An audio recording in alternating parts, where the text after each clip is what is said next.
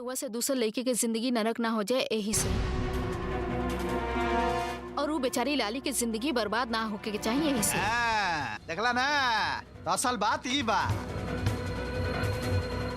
खाना खा लेला के बाद खाना ले आईबू तो का फायदा। हम तारा से अब आखिरी बार कहत बनी, तू हमार रास्ता में मत आओ, हम तार रास्ता में ना आई। अब तू आजाद बड़ू हम बनी, समझ में आई पति व्रता जी।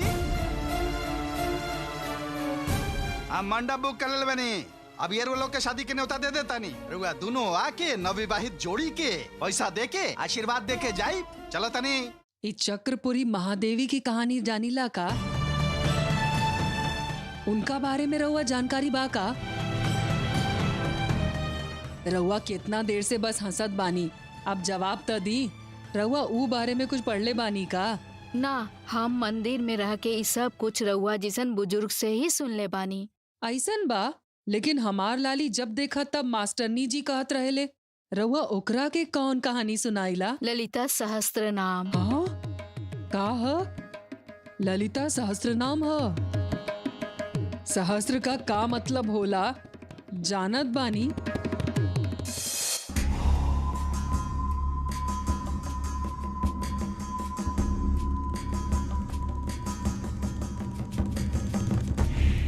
हम अपन काम पूरा नहीं कर पा रहल, हमरा के रोक रहल बड़ी तहार माता। वो परिवार के वो अच्छा कर रहल बड़ी और हमार बुरा कर रहल बड़ी। बस करा, हमेशा बेकार में बकवास कैल बंद करा। पहले हमार बात सुना। पिछला जन्म में राजकुमारी मयूरी देवी के मारे वाला 3 लोग रहले, ओमे से एगो हम और दूसर का तू। सही बात। और तीसरा आदमी भी कोई रहेगा। जब तक वो ना मिले हमनी के शक्ति पूरा ना होके ना, हमनी कुछ दिन तक दूसरा से बदला लेल छोड़ के पहले वो तीसरका के खोजे के कोशिश कल जाई। ओके बा, कहाँ बा, का कर रहल बा, पहले ही पता लगावल जाई। अपन शक्ति के उपयोग करके तू देवी से ओकरा बारे में पूछा। गांव के लोग इकट्ठा हो जाई हैं। अभी हमनी के समय खराब बा। उत्सव शुरू होके से पहले, श्री चक्र के उद्भव होके से पहले हमनी के अपन काम खत्म करे के चाहिए। जरूरी बा, एकर उत्तर जानल जरूरी बा। ए सांच के बारे में हम तुरंत जानकारी लेत बानी और सभी थोड़े देर में मालूम पड़ जाई। मणिकंठ, सवाल करे के सब इंतजाम करा।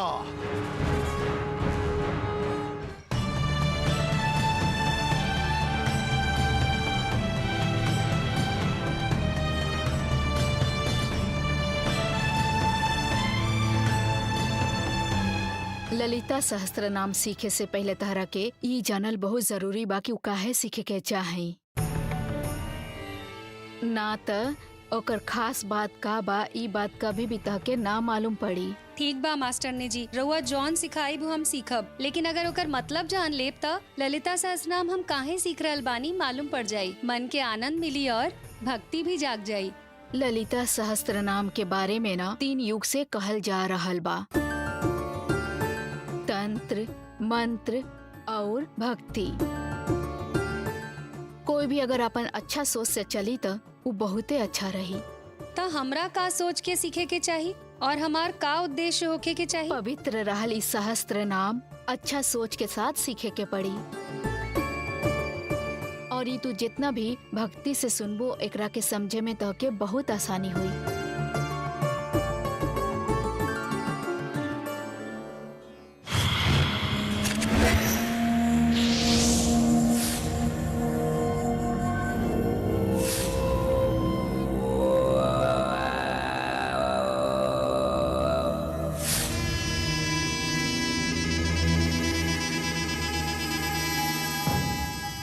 सब कुछ तैयार बा।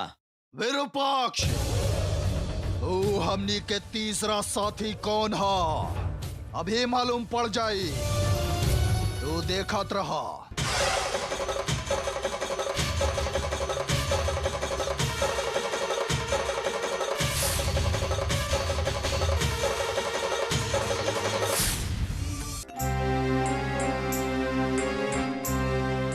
सहस्त्र नाम तो माँ ललिता के 1000 नाम है। हर एक के अलग अलग नाम से ही माँ ललिता सहस्त्र नाम होखी।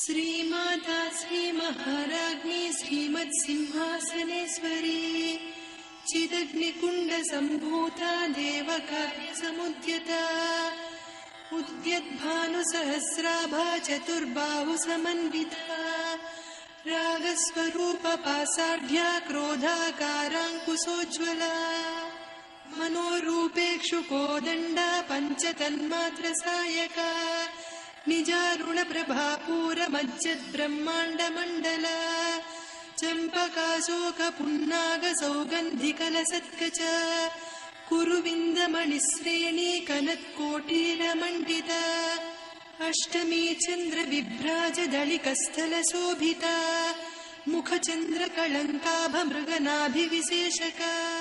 मास्टरनी जी, हमरा एगो शक बा। पूछा। ओ माता एक्के बाड़ी तो उनकर इतना सारा नाम लेके काहे पूजा करे के चाहिए? एक पेड़ पे हजारों फूल खिलेला, लेकिन फूल तो एके पेड़ के है ना। और सही हमनियों भी हजारों हजारों नाम से माँ के पूजा करीला। पानी में रहल मछली एक जिसन रहे तब भी नाम तो अलग अलग बाना। इंसान सब एक जैसन रहले तब भी गुण अलग अलग बा। और उ माँ के हमनी अलग अलग नाम से अलग अलग तरह से उनकर पूजा करीला, जिससे हमनी के खुशी मिलेला और उ माँ भी बहुते खुश हो जाली। अब हमनी शुरू कर जाओ। वक्त्र लक्ष्मी परिवाह चलन मीनाभलोचना नव चंपक पुष्पाभनासा दंड विराजिता तारा कांति तिरस्कारी नासाभरण भासुरा कदम्ब मंजरी क्लुप्त कर्णपूर मनोहरा ताटंक युगलीभूत तपनोडुपमंडल पद्मराग शिलादर्श परिभावि कपोलभू।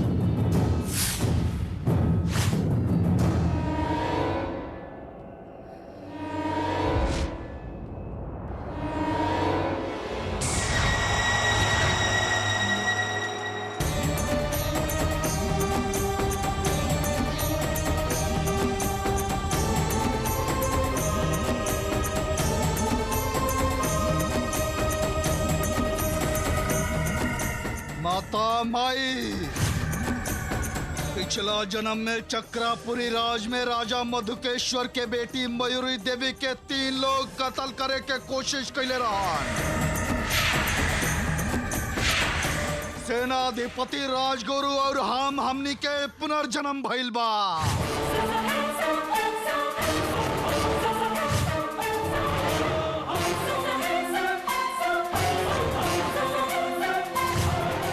हम और राजगुरु यहाँ दूसर जन्म ले बनी। ओ सेनाधिपति ये जन्म में कहाँ बा, का करता, कौन प्रदेश में बा? हमरा के दिखावा माई, दिखावा।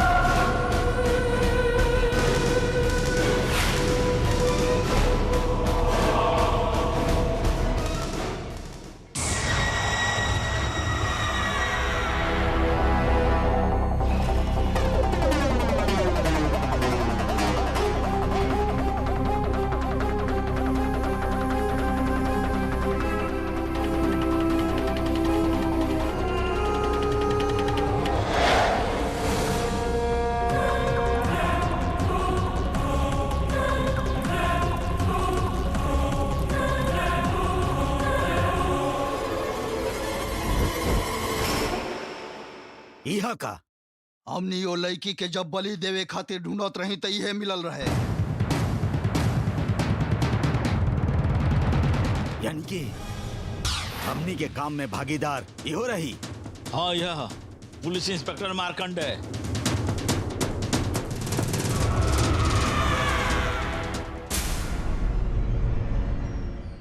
हाथ में मेहंदी मांगे से नूर बर्बाद। एक मिनट रुकी, रउआ कहीं मत जाई। रउआ आज घर में ही खाना खा ली ही।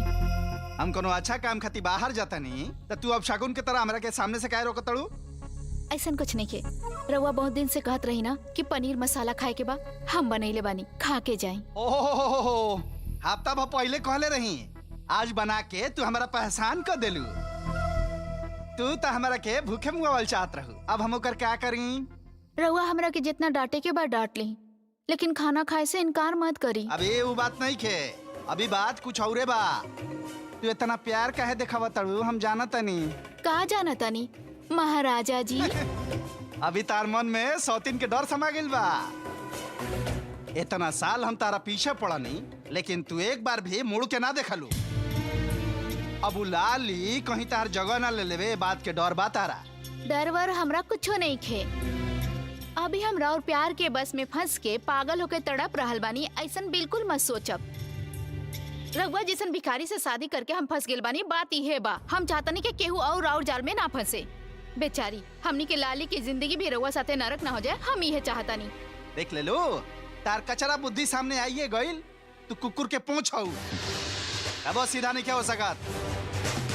तारा हमार बार बार बेइज्जती करे में बहुत अच्छा लागेला नो। तू ए तरह के बात करबू तो हमारा टेंशन होके हमार बीपी बढ़ी। हमार बात याद रखो, पति कितना भी खराब होके पत्नी के ओकर इज्जत करे के चाहिए। तारा जिसन महिला पति के चढ़ा के दिमाग खराब करेली। एक और बात कहतनी, ध्यान से सुन लो। पति आग के तरह होखेला और वो आग के सहल पत्नी के धर्म होखेला। घी के दिया जलैला पर घर में रोशनी होखेला। उहे दिया जब आंधी आ जाए तो घर जला के राख कर देवेला। अपन कहल बात सबके ना रउओ को भी पालन करे के चाहिए। ठीक बा, लेकिन तार हमारा कोनो जरूरत नहीं है। हम जाके लाली से मिल के आवतनी। रुकी, बात सुनी। दया करके वो लड़की के पास मत जाई। अगर हमार बात से रउआ के कोनो भी दुख पहुंचल बना तो हमरा के माफ कर दी। आगे से हमेशा कोनो बात ना करब। रउआ कहीं मत जाई, घर में रही। दया करके वो लड़की के जिंदगी बर्बाद मत करी। सुना, हमें को कहावत सुनावतनी, तू ध्यान से सुना। फाटल दूध के चाय ना बनावल जाए। अभी हमरा लाली से सच्चा प्यार हो गिल बा। तू आरती करे के तैयारी करके रखो। हम अपन रानी के दहिना पैर रख के अंदर प्रवेश करावतनी।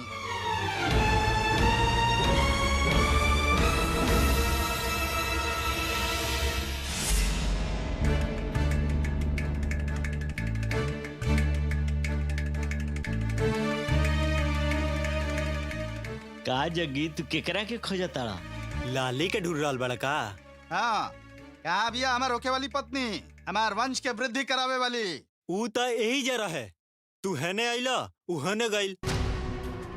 लाली तो वो अंगूठी के निकाल दिलस आ तोहरा के लौटा भी दिलस का? अब त तू मंगनी खत्म बराबर समझा। बेचारा ई ना होके के चाहत रहे। ई ओकरा साथे रहे के बहुत सपना देखले रहन। ए लोमड़ी के बच्चा साहब,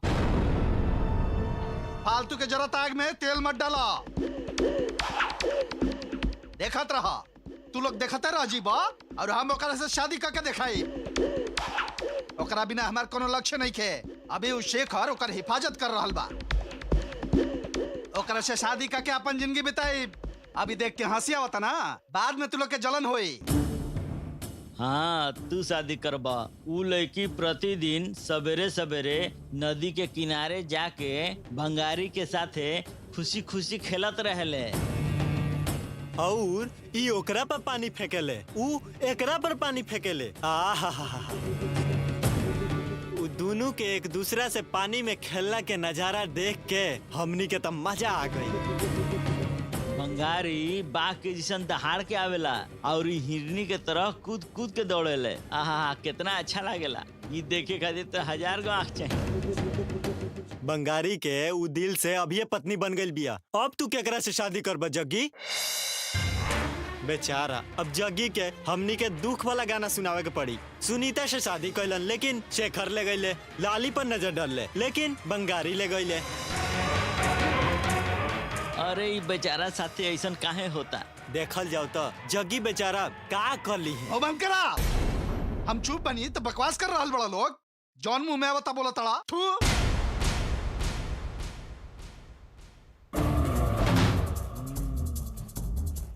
सर एगो खास बात बतावे के बा। कहा वो लड़की कहाँ बिया पता चल गेल सर। कहाँ भी आऊ? यहाँ से पास में ही एगो गांव बा चक्रपुरी सर, उहमे छुपल बिया लाली।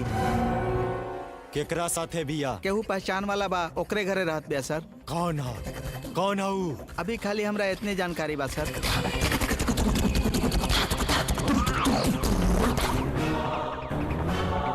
चक्रापुरी, ये गांव के नाम तो हम कबो नहीं सुने। केकरा मालूम बा? हमार कदम पड़ते ही वहाँ के माटी पवित्र हो जाई, हमरो स्वर्ग मिल जाई। सुना, अभी हमार ड्यूटी वहाँ बा। हमार प्यारी वहाँ भी है। ओकरा वहाँ बाँचे से पहले हम ओकरा के पकड़ ले।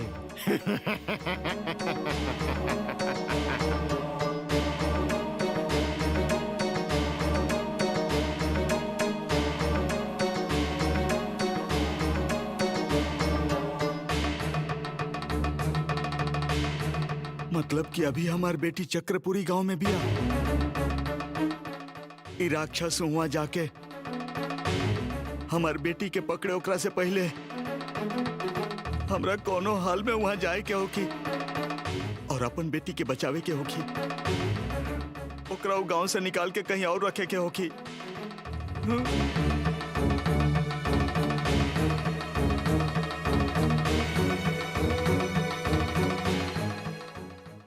राक्षस लोग ऊ जमाना में भी रहलन और अभी भी बाड़े, बस उ लोग के रूप बदल गईल बा। अच्छा लोग सबके, गलती ना करे वाला के, सामान्य इंसान के तकलीफ देत रहेले। सबके तंग करके उ राक्षस लोग बहुत खुश रहेले। लोगन के परेशान कईल उ लोग के आदत में बा। उ लोग के सामना कईल आम आदमी के बस के बात नहीं खे। और जब सही समय आ जाई तो माँ महादेवी उ लोग के सजा जरूर दी है। ऊ माँ कब सजा दी है? गलती करे वाला तो राजा की तरह जी रहल बाड़े। ऊ लोग के तो कोनो तकलीफ ना होखेला। अच्छा लोग ही दुखी बाड़े। ना, गलती करे वाला के सजा जरूर मिली। ई बात तहरा मालूम नहीं खे, लेकिन पाप और पुण्य के हिसाब ना उ माँ के हाथ से ही होखेला। जे कोई भी गलती करेला ना, उ माँ उ गलती के गिनत रहेली। वो इंतजार काहे करेली? गलती करे वाला के तुरंत सजा देवे के उ चाहिए। लोग भी माँ के पूजा करे वाला भक्त हवे और माँ अपन भक्त लोग के कभी भी ना छोड़ेली। उ माँ सबके राक्षस से ही बचाई है। डर होखी तो भक्ति भी रही। पीछे से झांकी राक्षस लोग माँ के भक्त के और ज्यादा भक्तिमान बनावे खातिर मदद करत रहेले। अगर उनकर पाप के हिस्सा ज्यादा होखी तो उ माँ जरूर राक्षस लोग के सजा दी है। ठीक बा, अब हम चलत आनी, हमरा गांव जाए के पड़ी। तो राउर गांव ई ना हा का? हमार गांव ई ना हा। तो रउआ फिर एजा कब वापस आई? जल्दी। कितना दिन में? बस 3 दिन में आ जाए। ई कैसे हो सकेला? रउआ आवे में 3 दिन लागी तो एकरा के ललिता सहस्त्र नाम कैसे सिखाई? आवते ही हम सिखाए शुरू करब। तो अब एकर पढ़ाई कैसे हुई? काल से एकरा के रउआ के पढ़ावे के होखी, लेकिन हमरा जरूर गांव जाए के पड़ी। ई बिल्कुल ना होखी। काल सवेरे रउआ 2 दिन के पाठ खत्म करके पहला बस पकड़ के जाई, फिर रउआ 3 दिन के बाद आ जाई। लेकिन काल रउआ के सिखावल जरूरी बा।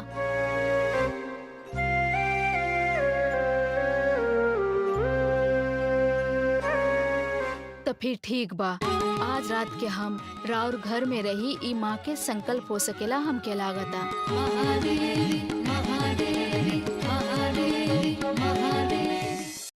सरू बीरप्पा ना हा, सेल में भी नहीं खे, बाहर भी नहीं खे। ई मारकंडे से उ कहीं नहीं के भाग सकल। उ कहीं भी छुपल होके हम ढूंढ निकालब।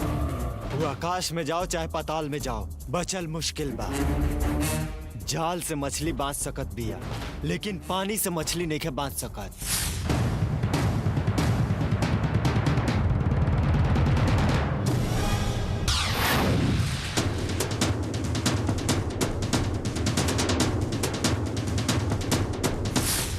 हमरा पता बा कि उ भाग के कहाँ जा सकेला। हम चक्रापुरी जा रहल बानी लड़की के शिकार करे।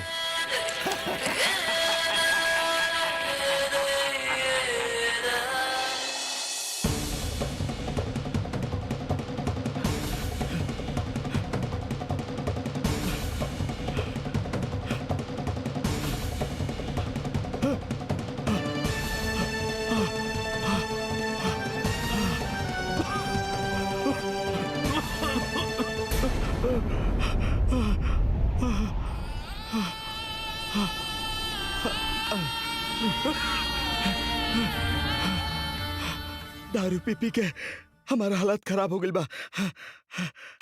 हमार बेटी लाली हमरा से कहत रहे, बाबूजी इतना मत पिया, बाबूजी बाबूजी इतना मत पिया ना बाबूजी। ओकर बात ना मननी और हालत खराब हो गई। अब समझ में आ रहा बा। मदद करा माता, वो कोनो चक्रापुरी गांव में बिया, हमरा वहां जाए के बा और अपन बेटी के राक्षस के हाथ से बचावे के बा। तब तक तो हमरा जियत रखमा और ओकरा बाद हम मर जाए तब चली। फिर कोनो बात ना माँ। शक्ति दमा, चक्रापुरी जाए के बाद शक्ति दमा माँ, शक्ति दमा।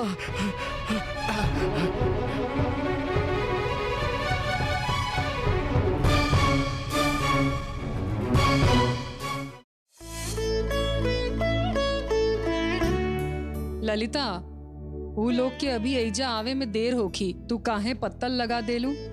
राउर बेटा के घर आवे में देरी होखी कह के गइल रहलन। आज मंदिर में विशेष पूजा बाना, यही से ऊ ओइजे खा के इहे कहले बाड़े।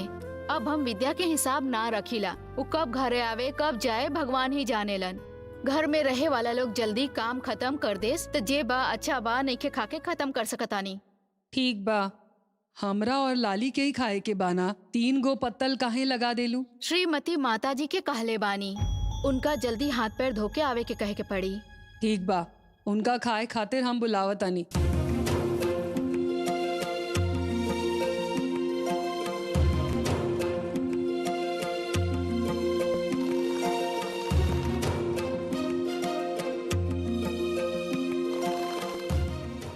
लाली, माँ खाए खातिर बुलावतरी, तू लोग आवा। रहुआ साथे चली, सब लोग एक साथ बैठ के खाइल जाई।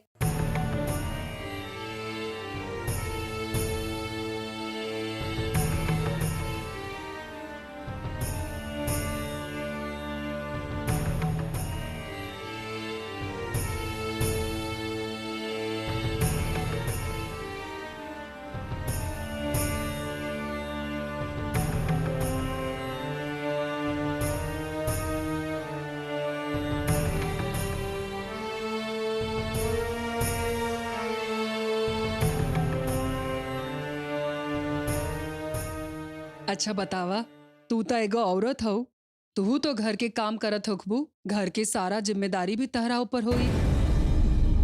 लेकिन ये सब बात हमार ललिता के नइखे पता। तू जाइल चाहत बाड़ू तो जा, हम उनका के समझा दे। कोनो बात नहीं खे, ई हमरे घर है, ओइजा तो हम दूसर दिन काम कर सकतानी। अरे ना ना, एगो औरत के दूसर घर में ना रुके के चाही। तू अपन मान मर्यादा छोड़ के काहे यहाँ रुके के तैयार हो गईलू? सुना, हम एकदम सीधा बात करीला। हमार घर में धर्म और शास्त्र के पालन कइल जाला। हमनी के व्यवहार बहुत स्वच्छ रहेला। लेकिन तहरा देख के लागेला तू ई सब कुछ नइखू जानत, यही से कहत बानी। ई हमहू जानतानी। का जानत बाड़ू तहार कपार? तू लाली के ललिता सहस्रनाम सिखावल शुरू कर देलू, तू अपने जानत बाड़ू का? तू पूरा श्लोक के अर्थ अपने जाने लू का? सब कुछ जान के ही हम सिखाइला माँ। हमरा के माँ मत कहा, पता ना कौन जात के हो कौन कुल के हो। कहाँ सिखलू तू ललिता सहस्रनाम के पाठ? हम मंदिर में हर दिन सुन ले बानी। मंदिर में हम हर दिन सुन ले बानी, ओइजा रहे के नियम सूत्र मंत्र सब सुन ले बानी।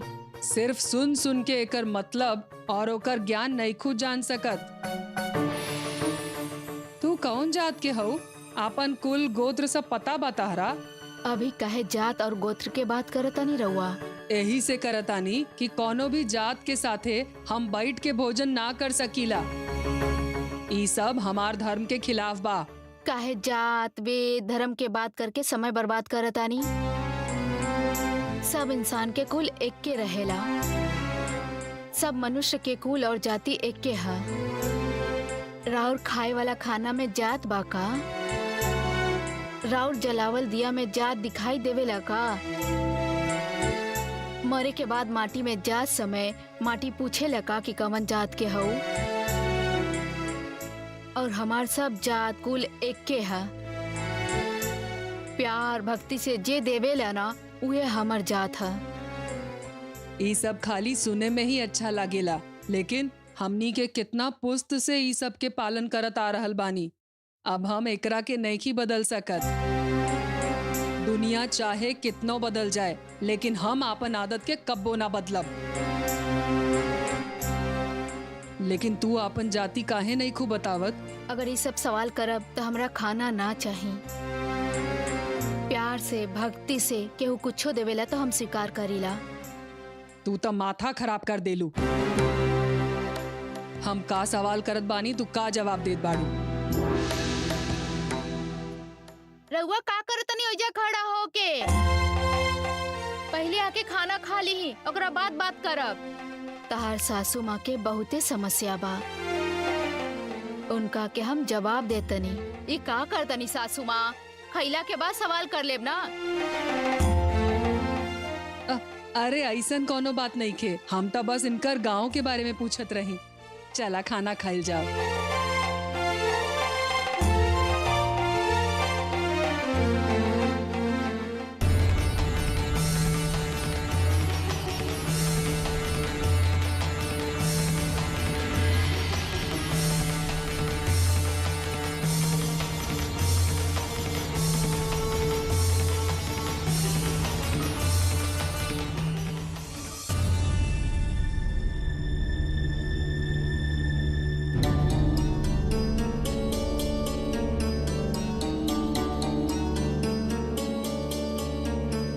ललिता, ओह सबके खाए बैठल बा। हमरो खातिर खाना निकाला, भूख लागल बा। हम हाथ पैर धो के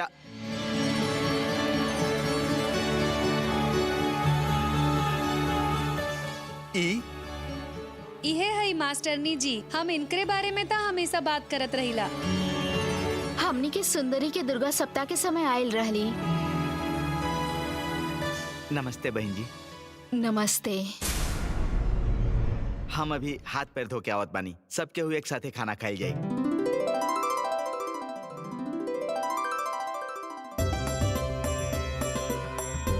ललिता, आज मंदिर में ना विशेष पूजा बा, विशेष प्रसाद बा। माता के सजावट बहुत सुंदर भइल बा।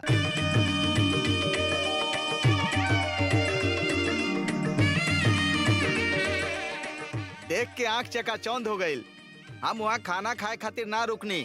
आज वहाँ बहुत भीड़ रहे ना, यही से वहाँ खाना ना खा पेनी। आज हमरा माता के प्रसाद भी ना मिलल।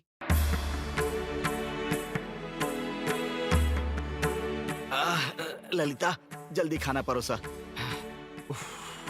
अभी आज हमरा साथे बैठ गईला, एकरे के माँ के प्रसाद समझा। अगर हम खाना खा लेनी तो समझ लिया माँ प्रसाद स्वीकार कर लेली। आहा, ऐसे कैसे खाली? उ देवी माँ के प्रसाद और घर के खाना एक के बराबर बाका?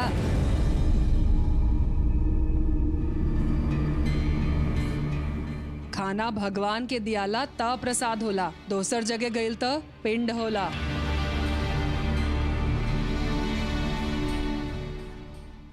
रउआ ऐसन काहे कहतानी?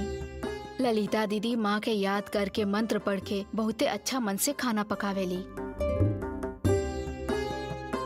और उ माँ के अनुग्रह रहे से ही आज हम ऐसन बात कहतानी। बाकी आपन आपन सोच बा, जैसन समझ के खाना खाई वैसने होई। चुपचाप खाना खाला। तू हमनी के ई सब समझाए के कोशिश मत करा, ई सब हम अच्छा से जानत बानी। माँ, आज मंदिर में इतना धूमधाम बा कि का बताई। खाना परोसे में थक गई नी। लोग 5-5 गो लाइन लगा के खड़ा बाड़े। एक लाइन में 150 लोग रहले। साहब जी खुद अपना हाथ से माता के अलंकार और सजावट केले बाड़न। आज महादेवी के देख के त देखते रही ऐसन मन करत रहे। अरे आज का विशेष है? अभी तो उत्सव में बहुते समय बा ना। अरे उहे ई उत्सव शुरू होखी त ई पूजा शुरू नइखे कइल जा सकत ना, यही से अभी से पूजा शुरू हो गइल बा।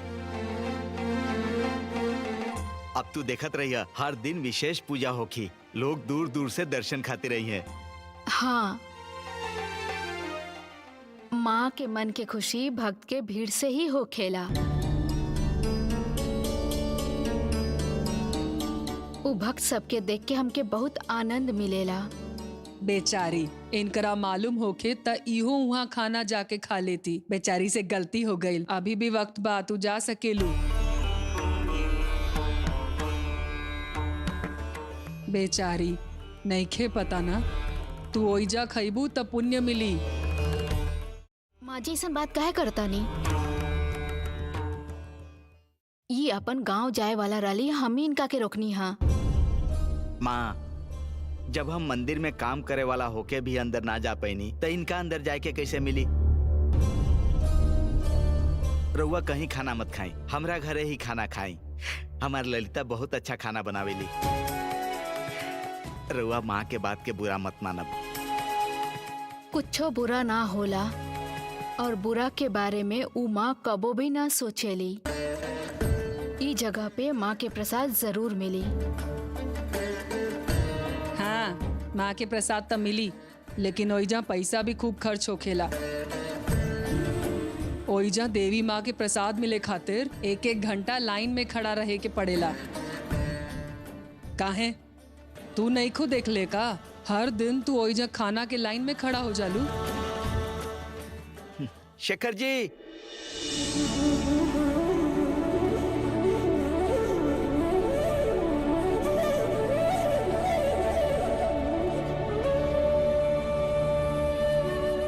रहुआ वहाँ खाना ना खनी ना, यही से पंडित जी यहाँ प्रसाद भेजले बाड़े।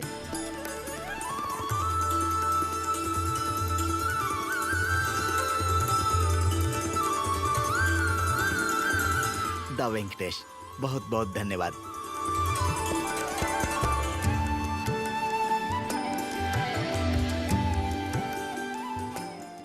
हम तो पहले ही से खाना परोस देले बानी, अभी थोड़ा प्रसाद भी दे देतानी। बाकी बाचल रात में खा लिहल जाई। अरे अरे अरे अरे, ये बार तो देवी माता के स्थान पर उत्सव के पहला दिन ही भक्त के भीड़ सागर जैसन लागल बा। हमरो खातिर खाना परोस द बहू। माँ के प्रसाद घर में आयल बा, हम सुननी हा। बाहर से आवते समय हम हाथ पैर धो ले बानी। लावा खाना परोसा।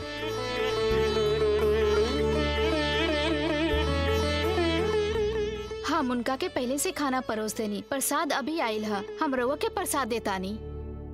आज मंदिर में बहुत विशेष रहे तबो हमार मन पता ना बहुत बेचैन होत रहे। ऐसन काहे भइल समझ में नहीं आ रहल। हमरा ऐसन लागल कि जैसे कि हमार मन उत्सव में ना बल्कि कहीं और भाग रहल बा।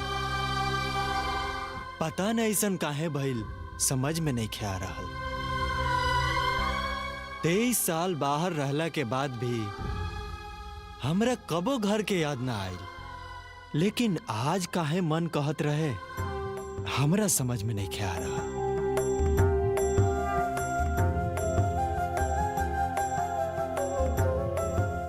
रहुआ काहे बैठल बाने? खाना खाई ना।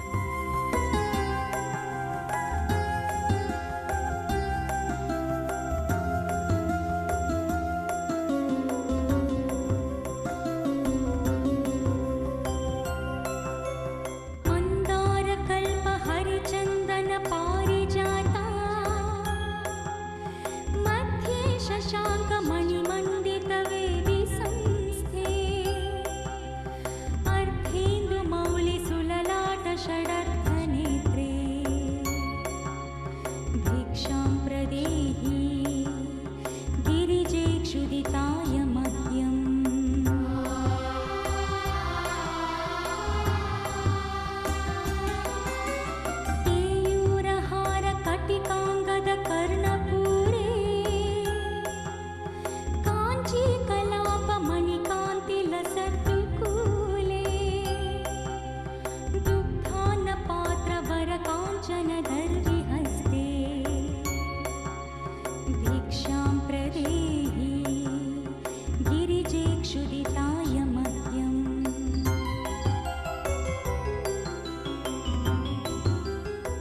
खाना अच्छा रहे ना माँ? पेट भर गइल ना? ऊ माँ के प्रसाद बहुते अच्छा रहे। भक्त के प्यार, ऊ अनाज के एक दाना से ही श्री कृष्ण तृप्त हो गए रहलन। रउआ के हई माँ? अभी सवाल काहे कैनी? रउआ राव श्रीमती जैसन अनुमान बा का? ठीक बा, अगर उनकर अनुमान बा कि रउआ आखिर के हई, हमारा अनुमान तो भगवान के सवाल है। रउआ खुद सिद्ध हैं, रउआ खुद जाना तानी। केहू के भी शक्ल देख ली तो ओकर कुंडली के बारे में बतावे के शक्ति बा रउआ में। यही से तो हम इस सवाल कैनी है। रउआ के देखनी तो वो महादेवी के याद आ गई। अगर कौनो कष्ट हुई तो रउआ अपना शरण में लेके हमार कष्ट दूर करते। हमरा ये एहसास रउआ के देख के हो रहल बा। रउआ भगवान के आशीर्वाद बा, यही से तो रउआ हर के भगवान ही समझीला। सामने दिखाई देला ओके भगवान न मानीला। सब पत्थर तो विग्रह ना हो सकेला। रउआ के देख के भगवान के रोशनी दिखाई देता। रउआ के देखला से माँ के अनुभव हो रहल बा। यही से पूछतानी, रउआ के हई माँ? रउआ हमरा के माँ के जगह देले बानी, यही से माँ ही समझी।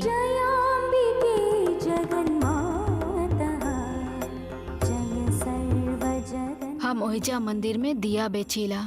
रउआ दिया बेचे वाली ना, सबके जिंदगी में दिया जलावे वाली है। हर एक स्त्री एगो माँ बनी, एगो पत्नी बनी, एगो बेटी बनी, आपन अपन भाव के हिसाब से। हम तो इस सब भावना से हमेशा अलग रहल बानी। पत्नी, घर, परिवार ये सब से दूर चल गई रहनी हम। पता न कौना भगवान के वजह से हमरा यहाँ आवे के पड़ल। रउआ के देखते फिर से हमार रिश्ता बंधन फिर से शुरू हो गई। कालाय तस्मै नमः। और वक्त के हिसाब से जे कुछ भी होके के बा होके ही रही, ये भगवान के संकल्प है।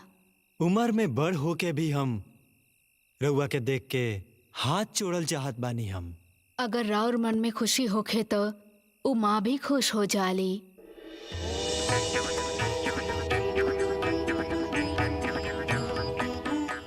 रउआ हमरा महादेवी, जगत जननी के तरह दिख रहल बानी।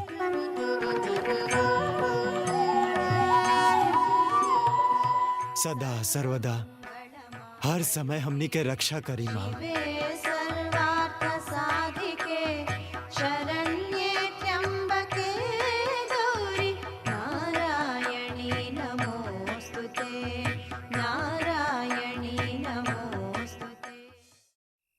अरे माँ, अम्मा, हे भगवान, कितना दर्द होखता। रउआ काहे तकलीफ सहत आनी? हाँ, पैर दर्द, घुटना दर्द, अभी सब एक साथ हो रहल बा त ढिंढोरा पीट के नाची का? हमार दर्द हम सहत बानी। इतना रात के हमार पैर दर्द हो रहल बा, तू जाके सूत जा। राउर कष्ट दूर करे खातिर हम का करी ई सवाल करत आनी। हमार सवाल से रउआ के तकलीफ भइल त हमरा के माफ करी। दर्द हो रहल बा, ई सब खड़ा होके पुछला से ठीक ना होखी। दर्द ठीक करे खातिर उपाय करे के पड़ी, तब जाके ठीक होई। अच्छा तो रउए बताई, राउर कष्ट दूर करे खातिर हम का करी? ए, सामने देख के भी काहे पूछत बाड़ू? आवा, पैर दबावा।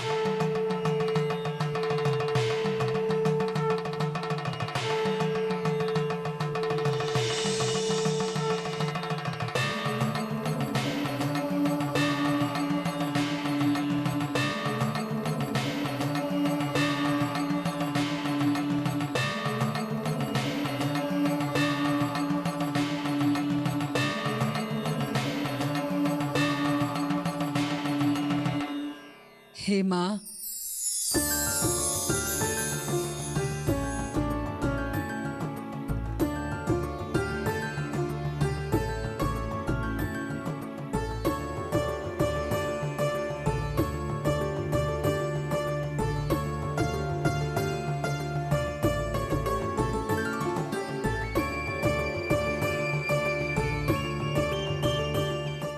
कितना अच्छा बा, तू सेवा करे के सिखले बाड़ू।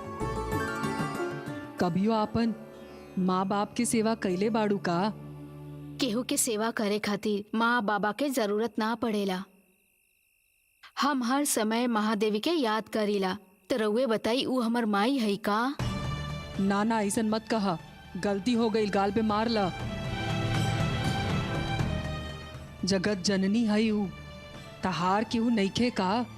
तू अनाथ बाड़ू का? कल्याणदात्री कमनीयतनुलते त्वां कं चापि कालमनुचिन्त्य हृदय च मध्ये कामं प्रहर्ष भरितेन